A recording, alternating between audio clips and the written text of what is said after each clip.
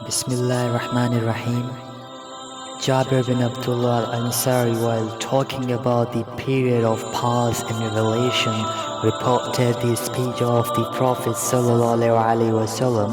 While I was walking, all of a sudden I heard a voice from the sky.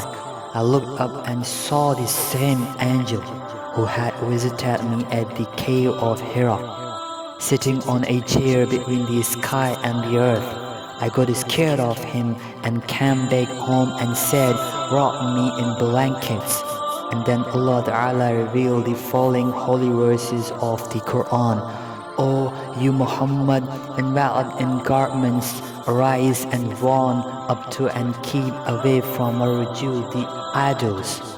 After this, the revelation started coming strongly and frequently in succession, one after the other.